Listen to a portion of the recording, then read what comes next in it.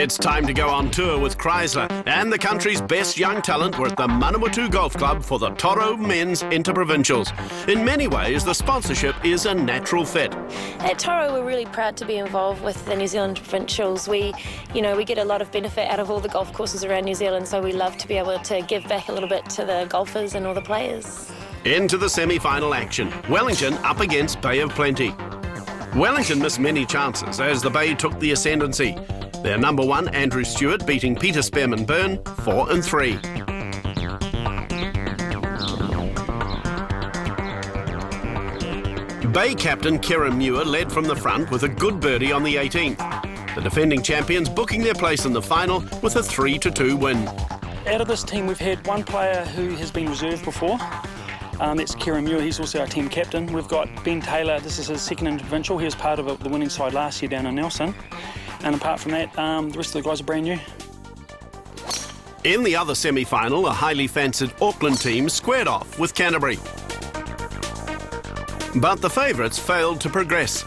Name players Gary John Hill and Ryan Fox, who was the player of the tournament, won their matches. But it wasn't enough, as Auckland was knocked out. Canterbury came home strong with shot-making like this from the ever-improving contingent. Sean Jones beat Ben Wallace 2-up, and Canterbury booked their place in the final, winning 3-2. The team itself, we're trying to resurrect where Canterbury should be within the national provincial table, and it looks as if we're heading that way right now. There's some players that have probably got some scores to settle on one side or the other, and we hopefully will come on the better side of it. On to the final. The Toro Men's Interprovincials trophy was on display, with Bay of Plenty and Canterbury squaring off. Kieran Muir, the Bay of Plenty captain on his debut, continued to lead with some direct shot making. Bay of Plenty hoping to win their third title in a row, Muir 1-up. Canterbury's Tom Turner was equal to the occasion in his match with Bradley Kendall. The talented left-hander hit his approach shot close. He made the birdie to take the early ascendancy. Canterbury looked to make the most of their first Toro Interprovincial final in 5 years. New Zealand rep Andrew Stewart was in good touch throughout the tournament. He had another superb approach to put the pressure on Andrew Namkung.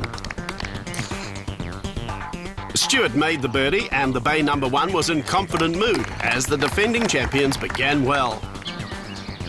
Scott Fox then made a long-range putt for birdie on 11 to try and get back into the match against Kieran Muir. Landon Edwards, another New Zealand junior rep in the Bay of Plenty team, was looking to come home strong against Scott Ritchie. Ritchie just missed his birdie chance by the smallest of margins.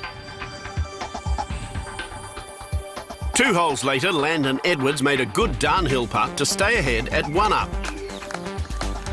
The battle between Bradley Kendall and Tom Turner went the distance, the pair halving the contest.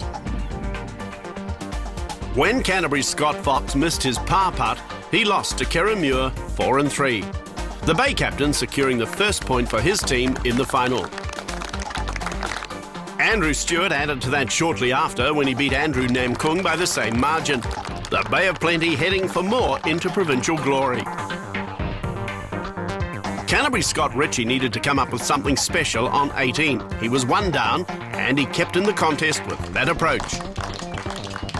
But it was short-lived. Landon Edwards made a memorable birdie to win his match and seal the Toro Men's Interprovincials for the 3rd consecutive year, the Bay winning 3.5 to 1.5. It's pretty good. These bunch of young guys, between the 6 of us, we've only got 8 interprovincial games, which was Ben last year, so that's 3 in a row now for us. Oh, we can keep on going as much as we wanted, I guess. It's just up to the guys, I guess.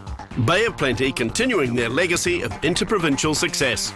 There's a lot of competition in the Bay, and I think competition breeds better players, and a lot of players from the Bay play in all the major New Zealand tournaments as well. So even though they're light on interprovincial experience, tournament experience, they have a lot of it, and I think that helps them through the week. There is indeed a special culture in the Bay of Plenty, and this new breed showed their ability with a convincing win.